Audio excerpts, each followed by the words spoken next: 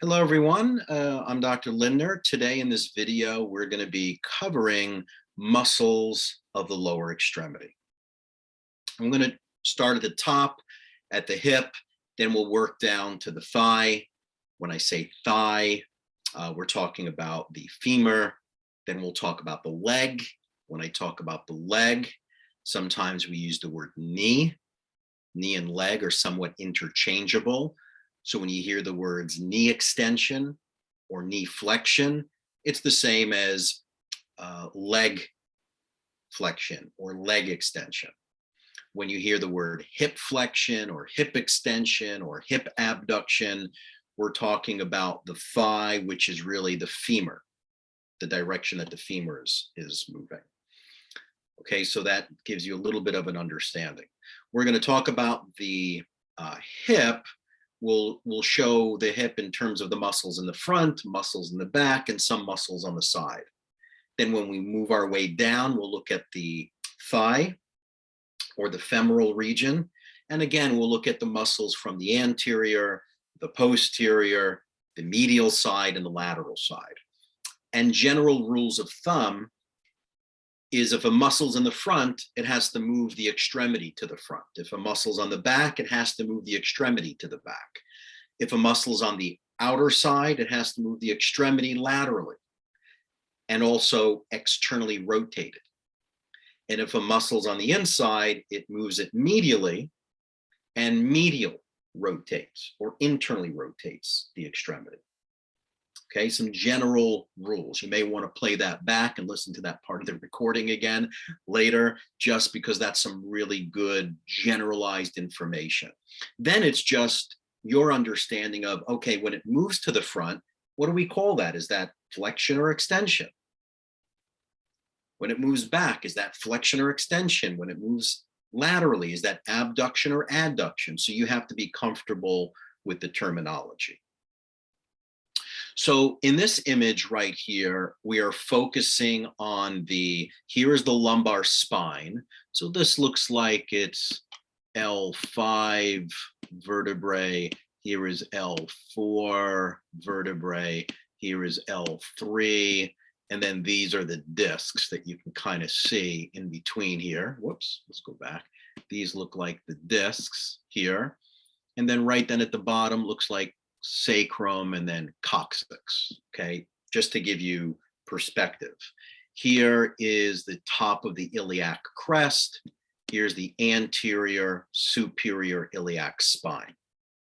Important to know, because once we see that anterior superior iliac spine, let me just abbreviate it as ASIS, anterior superior iliac spine, we see that there are some soft tissue structures that attach there, like the inguinal ligament attaches there. And then we see one muscle and two muscles that look like they're attaching there. And there are. We'll talk about them as we move forward. But just generally speaking, when you visually see it, you should say, oh, that's kind of neat. All right, from this little osseous landmark, there's structures that attach there. I wonder what those muscles are. But we can see this ligament. It's called the inguinal ligament. It goes from the ASIS to the pubic tubercle or pubic bone. Okay, let's look at our first set of muscles here. Originating from that lower lumbar spine, we see a muscle called psoas major. And then originating off the iliac fossa, which is on the inside of the ilium, is a muscle called the iliacus. They are two separate muscles. We'll call this muscle 1 and we'll call this muscle 2. They are two separate muscles that have two different origins. However, you see that as we move distally, deep to the inguinal ligament, they both kind of blend in together. And we see here, it's the tendon of the psoas major and iliacus. When they blend in together, they have the same insertion site on the lesser trochanter. Remember, in the humerus, it's called lesser and greater tubercles, but on the femur, it's lesser and greater trochanter. So the psoas major and the iliacus together When they are unified as one, we call it the, let's see if I can spell it for you. We call it the iliopsoas muscle. Iliopsoas. What is the iliopsoas? You can see it's really two muscles coming together. It's the iliacus and psoas major. When these two muscles come together and they insert on the lesser trochanter of the femur, because this muscle is anterior, and it attaches to the femur on the lesser trochanter, it's going to pull the femur anteriorly, and we call that hip flexion. That's called hip flexion. So when you initiate your step moving forward, your hip has to flex. And in that gait cycle, when you walk, your hip flexes. That major and primary hip flexor is the iliopsoas, which is the iliacus and psoas major. Clinically speaking, FYI, when the psoas major is tight or hypertonic, meaning increased tone, it pulls on the lumbar spine, and you'll see that that muscle also attaches to the discs. So when it pulls and it's really strong, it can actually herniate these discs in the front. Okay, so you have to be careful with very powerful, strong hip flexor movements when you exercise. For example, when people do sit-ups, and they do sit-ups with their legs straight and they whip their upper extremity into flexion, they really put a lot of tension on that psoas major, and they can herniate discs that way. You have to remember that when you're training the abdominal muscles are not fast acceleratory muscles. They're not really designed to move the trunk with speed. They're stabilizers of the trunk. That's why when training abdominal muscles, it's best to do static movements like planks and not fast acceleratory muscles like sit-ups, especially with the knees straight. If the knees are bent, then you're taking out the psoas major from contracting, and you're really focusing on the rectus abdominis muscle. Okay, so these are two very, very important hip flexors. They're in the anterior portion. Now, we are now looking at the lower extremity, the more proximal part, from the lateral view. So we see here on the top left, it's the lateral view of the thigh. Now, this muscle right here, right there, that one, is this muscle right here, right there.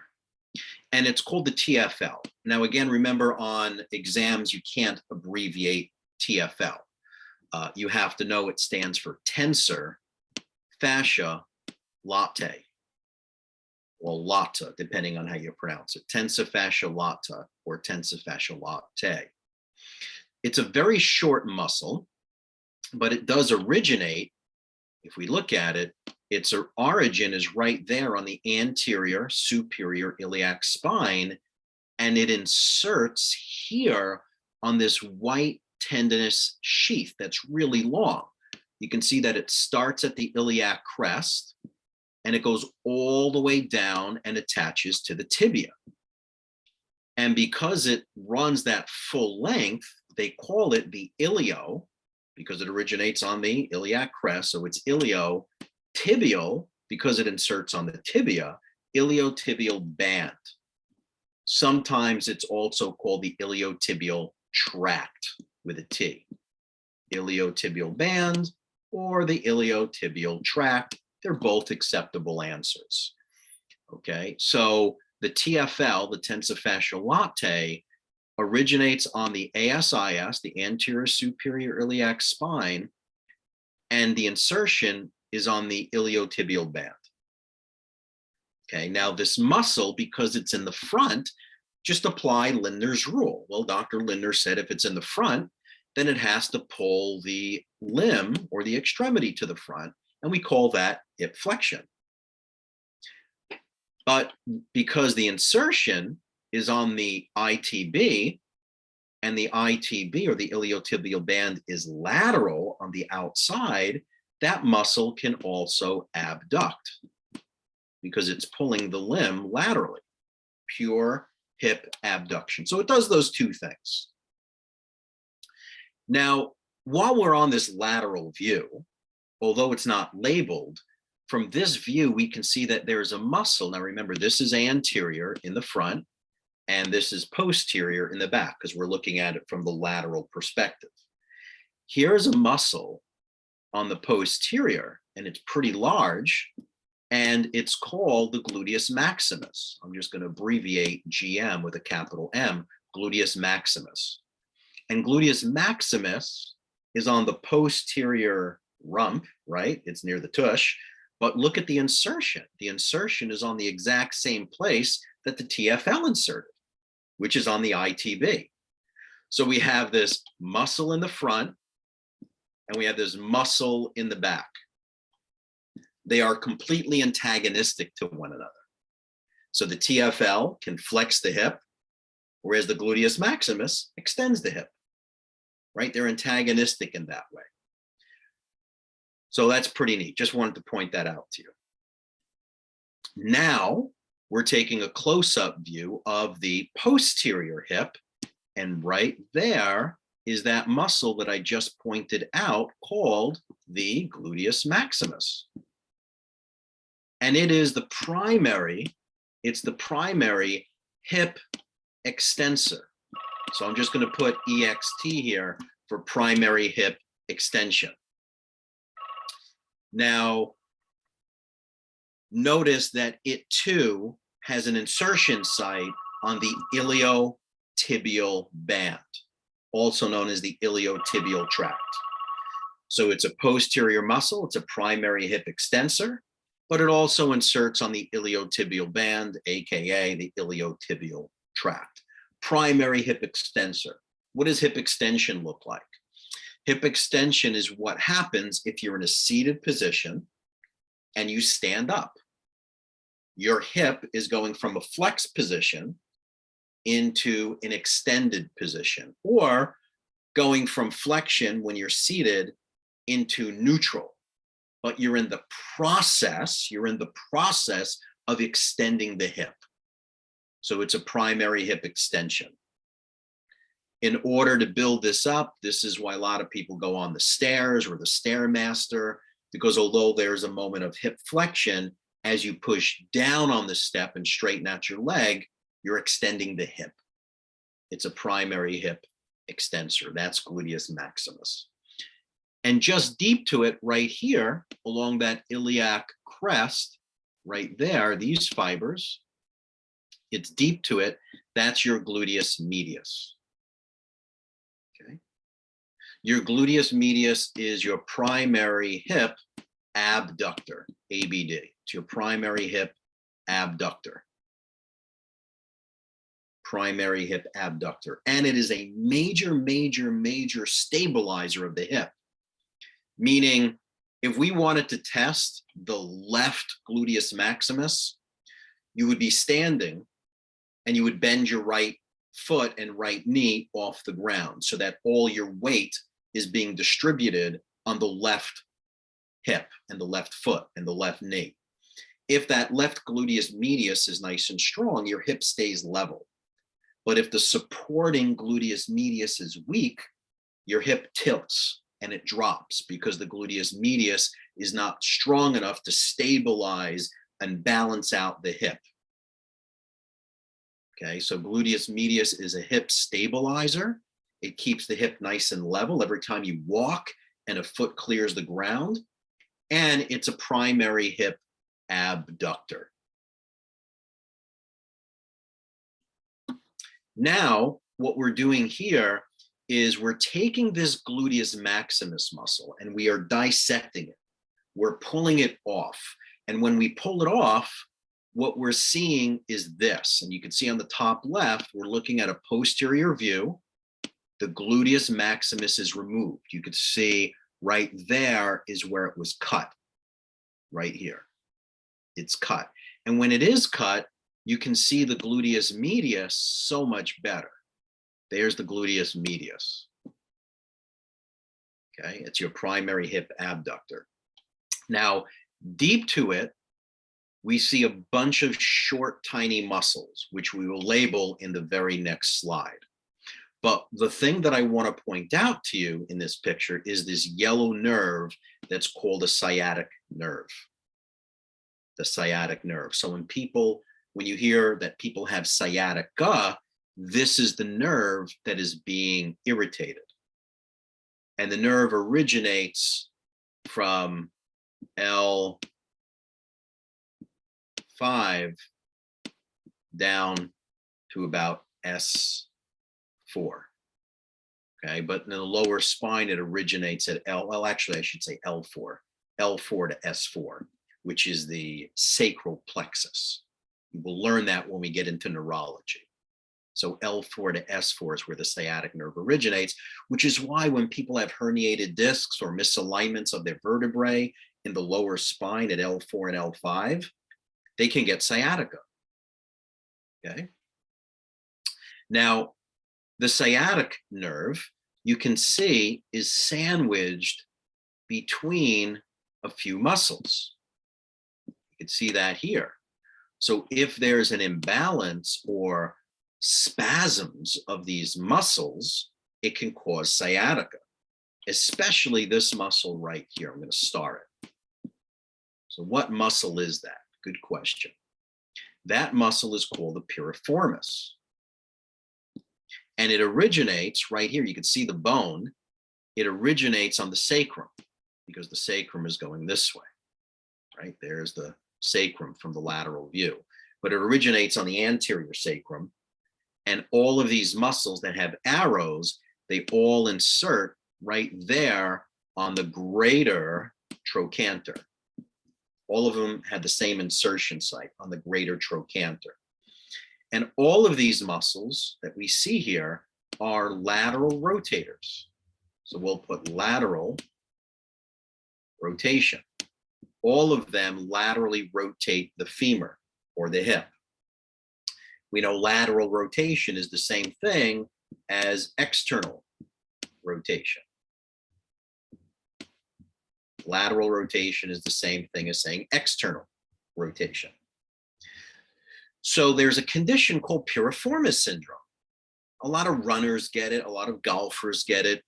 So when this piriformis muscle is in spasm, it can pinch that sciatic nerve, causing sciatica. And if you Google around and research around, you can see that there are many piriformis stretches to try and open up and elongate this muscle. So you decrease the incidence of getting sciatica. Okay. Now, all of these muscles are, again, lateral rotators or external rotators of the hip.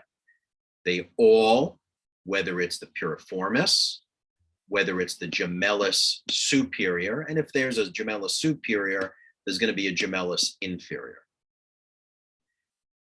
There's an obturator internus, and there's also an obturator externus. We just can't see it from this view. Okay. And then the most inferior muscle right here at the bottom is a muscle that is called the quadratus femoris. Quad, because it's got 4 sides to that muscle. But it too is a lateral rotator. Okay, quadratus femoris. Not to be confused with quadricep femoris. Don't confuse them, they're different. Quadratus femoris is not the quadricep femoris. Okay. Okay. And again, on the top here is where the gluteus medius is, which is your primary hip abductor and hip stabilizer. All of these that you see on this page, glute medius, piriformis, the superior gemellus, obturator internus, gemellus inferior, and quadratus, all of them insert on the greater trochanter, all of them, including the gluteus medius. They all have the same insertion.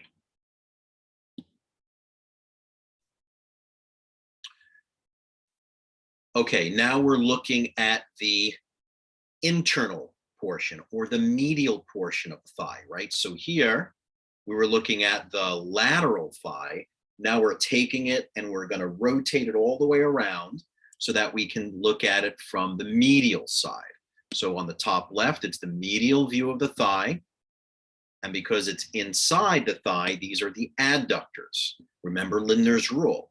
If a muscle is on the inside, it's got to move the extremity to the inside. If a muscle is on the outer portion, it moves the extremity to the outer portion. You just have to know, well, if it's on the inside and it moves the extremity to the inside, we call it adduction, which is why these muscles have the word adductor in it. Okay. Right here is a muscle called the adductor longus. This is the muscle that's most commonly pulled in what we call a groin pull, when someone pulls their groin in soccer from a strong adduction maneuver, kicking that ball. It's the adductor longus that's typically overexerted, and it's called a groin pull. It's the adductor longus.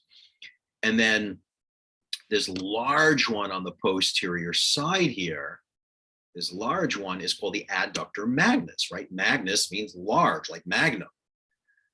Now, if there's an adductor longus, there's going to be an adductor brevis. And we just need a different view to see it. I'll show you that in a second. The other major adductor is this long muscle right here called the gracilis. It's actually the second longest muscle in the body. The gracilis is the second longest muscle in the body. What do all these muscles do? They adduct the thigh, okay, or hip adduction.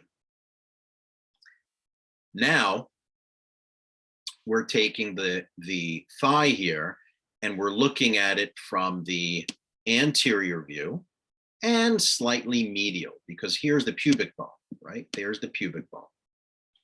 So right here is another important adductor, but it's called a pectineus. It's a very short muscle called the pectineus. It's an adductor.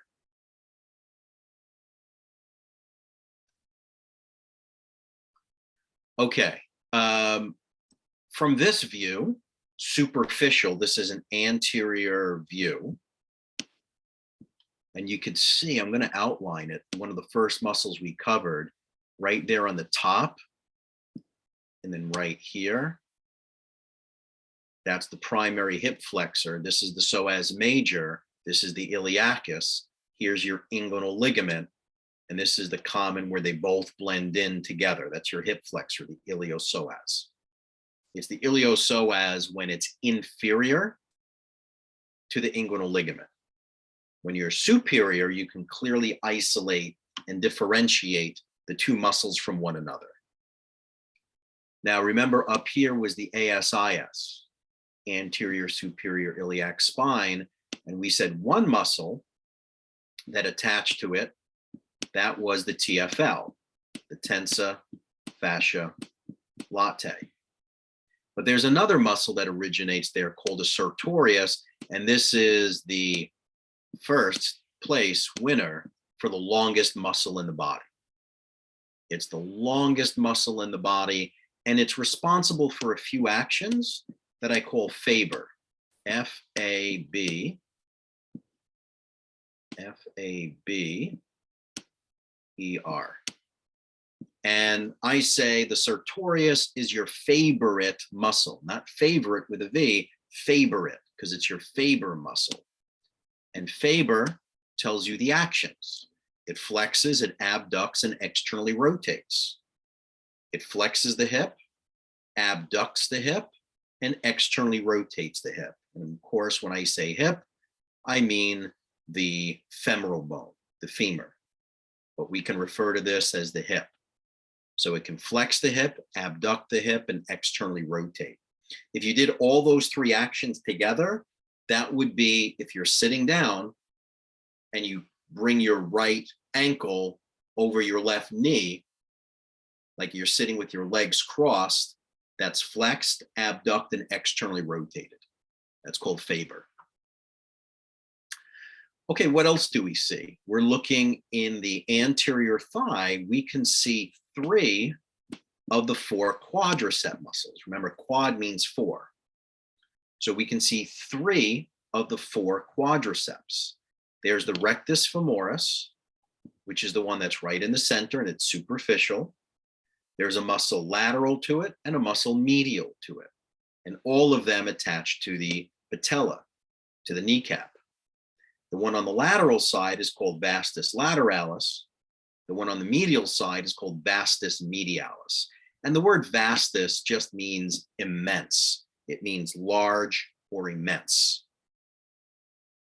So the vastus lateralis, the vastus medialis, and the rectus femoris, all of them you can see attached to the patella, and then they cross over the patella, and we can see that they insert right here. Because all of these muscles are going to move the lower leg.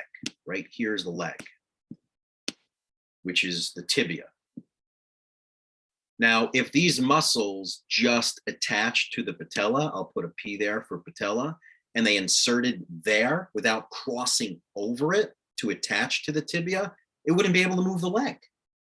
So these quadricep muscles attach to the patella by way of this patella tendon up here, and then they cross over it and insert on the leg.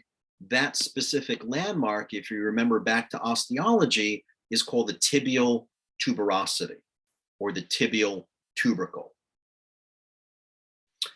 And when the quadricep muscles contract, it allows your knee to extend or the leg to extend.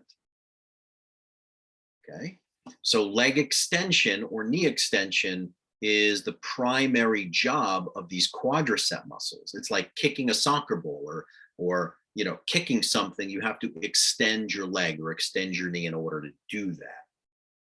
Okay. Now, the rectus femoris originates here. There's a bony landmark here. Now, remember, this landmark was the anterior superior iliac spine. The one below it is the anterior inferior iliac spine, AIIS. Okay, that's where the rectus femoris originates, on the ASIS. But all of the quadricep muscles, the 3 that we can see here, 3 of the 4, insert on the tibial tubercle or tibial tuberosity. All of them are going to extend the knee or extend the leg. The rectus femoris, since it originates on the AIIS, and it's anterior, it can move the hip.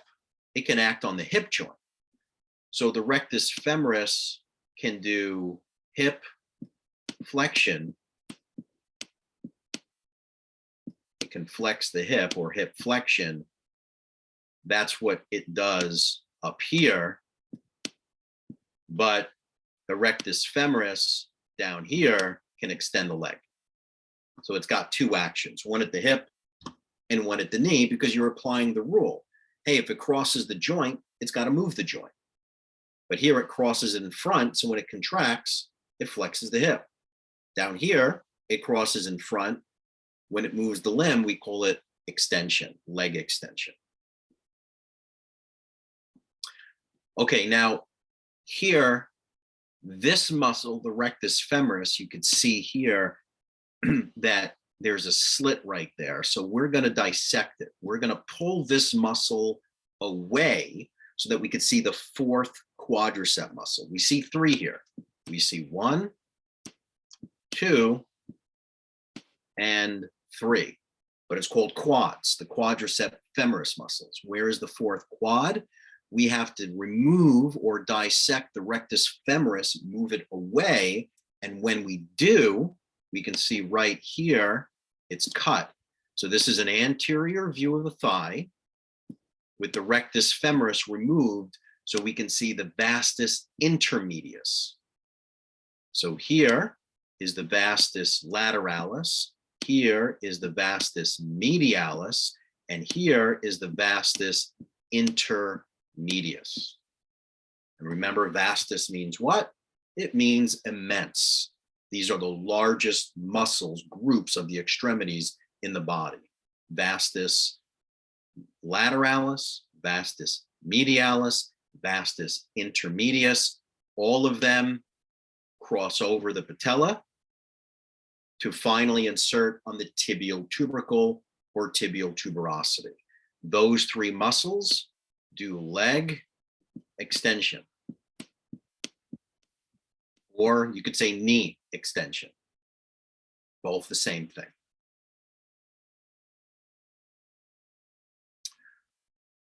Okay, now we're taking the thigh and we're looking at it from the posterior view. So on the anterior view, we were looking at the quadricep muscles. On the posterior view, we're going to be looking at the hamstring muscles. Whatever the quadriceps do, the hamstrings are going to do the exact opposite. How do we know that? Well, one's on the anterior, one's on the posterior. So it's going to be pulling on the femur or the hip in opposite directions. Okay. So the hamstrings, there are only 3 hamstrings. There were 4 quadriceps, but there are 3 hamstrings. And we can see them here. 1, this is lateral, and this is medial, just so we look at our perspective here. How do we know it's lateral? Well, here's the gluteus maximus. That's the gluteus maximus. We can see a tip of the coccyx, and we can see the iliotibial band. Remember, the iliotibial band is on the lateral side of the thigh. So this is lateral, and this is medial. And of the hamstrings, one is lateral, and the other 2, number 2 and number 3, those are more medial. Okay, so the 3 hamstrings, the one that's on the lateral thigh is called the bicep femoris, and the 2 that are on the medial side, again on the posterior, but on the medial side, are the semisisters. And the semisisters are the semitendinosus and semimembranosus. The one that's more superficial is the semitendinosus, and the one that is more medial with the M is membranosus, right? It's more midline. It's deeper, closer to the femur. And you see 2 arrows here because it's pointing to both sides, because remember, the semitendinosus is superficial. So the semimembranosus is deep to it. The bicep femoris has an attachment or an insertion right here, which is to the head of the fibula. So I'll put here H for head of the fibula. That's where the bicep femoris inserts. All of your hamstrings originate on this bony landmark right there, which is called your sit bone, which is the ischial tuberosity. The ischial tube or the ischial tuberosity is where your hamstrings originate. So if it originates on the hip and they cross the knee, the hamstrings have to work on both parts of the body there. It has to work on moving the hip, but it also has to work on moving the knee. So when the femur is pulled backwards, we call it hip extension. But when the knee or the leg moves backwards, we call it flexion. Why? Because that angle of the knee is decreasing. So it's called, so the hamstrings do hip extension and knee flexion. Okay. Now here, what we're looking at, we're taking this right here. I'm going to box it in. We're taking this section and we're blowing it up, looking at it here on the right. So right here is the semitendinosus. Here is the bicep femoris, which is lateral. And here is the semimembranosus with the M, and we can see it on both sides. Okay, we can see the muscle on both sides because semitendinosus, this is more superficial. Okay, but they all cross the knee. They all attach. This is attaching right here on the tibia on a specific region called the pes and serine. Pes and serine. What pes and serine means, pes means foot. It actually means goose foot. It means goose foot because this looks like the web or the feet or the foot of a goose where it has that webbed, fanned out appearance. And this pes and serine is, see if I can find it here for you. If we're looking at the anterior thigh, there's the tibial tubercle. The pes and serine is just medial to it and slightly posterior. Right, this is medial and this is lateral. So there's the tibial tubercle. The pes and serine is medial and posterior, but it's on the tibia. Okay, I'll pause it here. So now I'll create another video of the lower portion. Okay, let's stop and pause it here.